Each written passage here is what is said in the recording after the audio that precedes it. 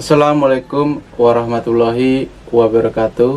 Sedulurku semuanya yang dirahmati oleh Allah Subhanahu wa taala. Alhamdulillah kita dapat berjumpa kembali di channel Simo SDSM dengan saya Bang Simo. Dan dalam kesempatan kali ini saya akan mengijazahkan ilmu Ruh Al-Fatihah. Untuk surat Al-Fatihah sendiri, saya memang belum secara khusus membagikan keilmuan-keilmuan yang pernah saya dapatkan. Dimulai dari ini, saya akan mengijazahkan tentang manfaat ataupun karomah. Di sini, sebelum saudaraku mengamalkannya, maka saya akan sedikit buka kajian tentang Ruh Al-Fatihah itu sendiri. Ketika di dalam kehidupan sehari-hari, saudara pasti membaca surat Al-Fatihah itu secara penuh, 7 ayat. Jadi secara penuh saudara membacanya. Dan bagaimana ketika saudaraku semuanya membaca surat Al-Fatihah tidak secara penuh, entah itu terhalang oleh sesuatu ataupun memiliki niat khusus, ketika saudaraku membaca Al-Fatihah tidak secara penuh. Misal hanya sampai Bismillahirrahmanirrahim, Alhamdulillahirrabbilalamin, sampai situ saja. Pernah nggak membaca seperti itu? Terhenti karena ada halangan sesuatu? Saya rasa belum pernah. Di sini saya ada berupa kajian dari guru saya, dari guru-guru saya tentang membuka Ruh Al-Fatihah untuk meniatkan hajat kita. Ketika saudara membaca Al-Fatihah tidak secara penuh, maka Al-Fatihah tersendiri akan terganggu, tidak tersambung, artinya kan tidak tersambung. Ketika tidak tersambung ataupun terganggu, maka roh ataupun penjaga dari Al-Fatihah itu sendiri akan berusaha sekuatnya untuk supaya saudara menyambung dari membaca Al-Fatihah itu sendiri. Jadi secara penuh dia akan berusaha bagaimana agar kamu menyambung secara penuh. Dan ketika kita membaca dengan diniatkan tidak secara penuh karena terhalang oleh sesuatu, maka di situ roh ataupun Al-Fatihah itu sendiri akan berusaha untuk membantu mengabulkan hajat kita. Dari istilah kata Ruh Al-Fatihah ini akan kita gunakan supaya menjadi dorongan kita mengabulkan doa yang kita inginkan. Jadi entah itu membantu doa ataupun di situ dari Al-Fatihah itu sendiri membantu kita supaya hajat kita cepat terkabul, meminta kepada yang di atas supaya hajat kita terkabul. Tata caranya adalah seperti ini.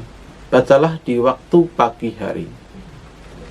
Bacalah di waktu pagi hari surat Al-Fatihah tidak secara penuh pagi hari ketika ayam berkokok.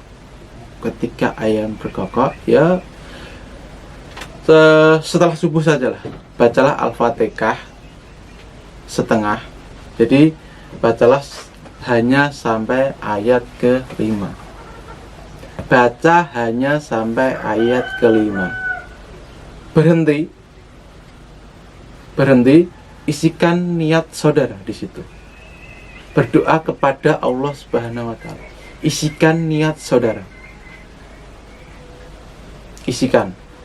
Jadi niat diisikan di situ ketika sampai ayat ke-5, maka saudara niatkan minta kepada yang di atas akan hajat saudara.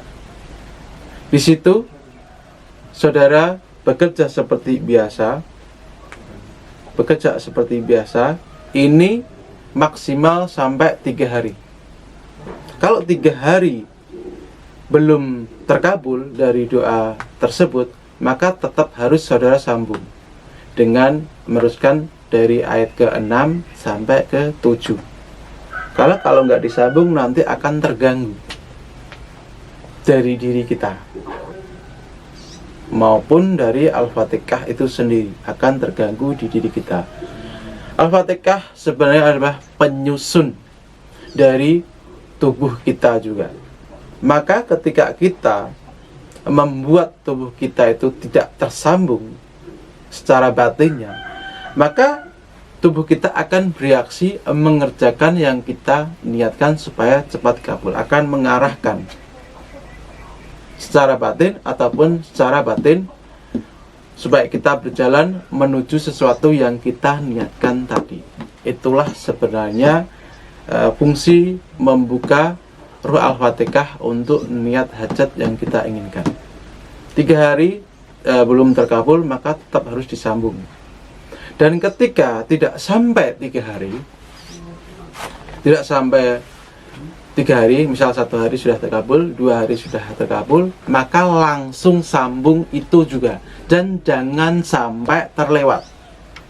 Jadi di situ sampai 5, 6, 7 juga dibaca ayatnya ketika sudah terkabul. Jadi disitulah cara untuk menggunakan roh Al-Fatihah untuk berbagai macam hajat keperluan yang saudara niatkan.